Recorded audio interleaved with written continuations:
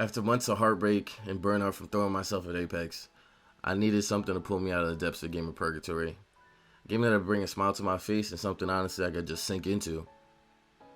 As I started the search for that experience, I thought on the last games that I played, and that being Tales of Arise, I wanted something similar. So I found this anime action JRPG with high rates called Scarlet Nexus. I noticed there was a demo for it, so I downloaded, installed it, started it up, and I chose one of the two protagonists in front of me at random. And from there, I was embraced with feel-good combat with pretty animations and kill cutscenes that made me feel things. And a banger of an OST that, honestly, everybody should go download right now. And I was enamored. I went and bought the most expensive version available, like the irresponsible 20-something I am, embarking on a 60-hour journey that would have me joining subreddits and looking at these characters' birthdays. And honestly, this is really just how I fell in love with this game, and I hope that you'll be able to feel the same at the end of this video.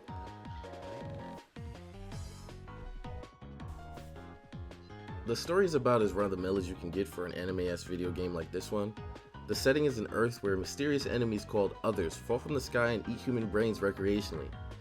The humans fight them off through the creation of the OSF, the Other Suppression Force, who employ child soldiers with brain powers called psionics. Basically everyone in this world has some capacity for these abilities, except for maybe 1% of people who are called duds, by the way. But only kids with the cool stuff like electrokinesis, invisibility, teleportation, or straight up copying others' abilities get to risk their artificially extended lives against this otherworldly threat. Blatant racism aside, the world feels lived in, and each location has its own memorable vibe. You get to play as one of two protagonists on your first playthrough, either Yuito or Kasane, and they both have the same ability called psychokinesis, which is just a cool name for regular pick up and throw stuff with your brain. Each story fills in the gaps for the other, so in order to get the best understanding, you're going to want to play it twice.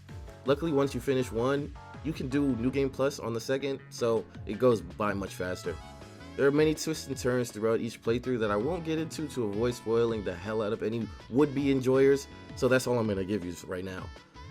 The story is serviceable and decent enough to keep you interested throughout both go-rounds. The combat revolves around defeating others, obviously, with your and your party's psionic abilities. Every other has a weakness that can be exploited through your party's aid through the system called the Struggle Arm System, or SAS for short, which allows you to leverage their psionics. Whether it be imbuing all your attacks with fire or being able to make copies of yourself, the options really open up as the game goes on. Another thing that helps out a lot is the team bond level, a system where you increase your relationship with party members. It allows more options like someone taking a hit for you or even auto activation abilities in dire situations. Overall, the inputs are simple to pick up and difficult to master once everything becomes available.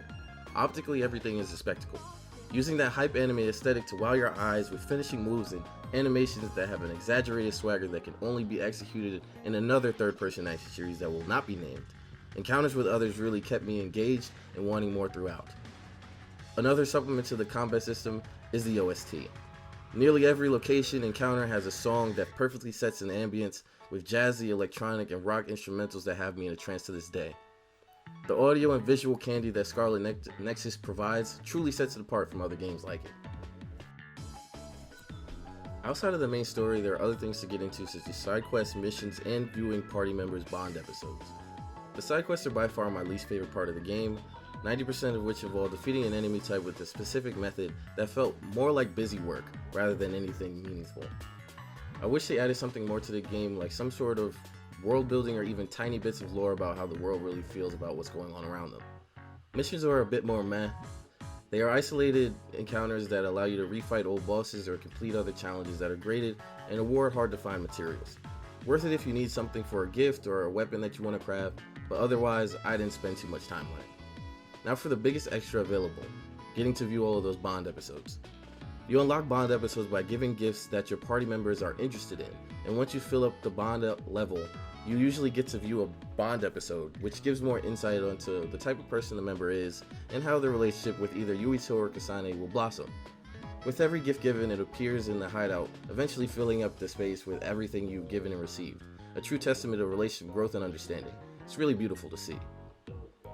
There's also DLC that adds more Bond episodes that include multiple characters and a totally new group of episodes for one of the game's major antagonists. It's worth checking out if you're able to. Scarlet Nexus is a really good game, and everyone that likes anime-esque action games should play it.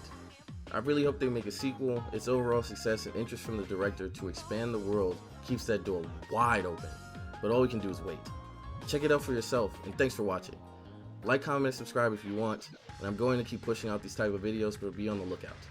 Peace.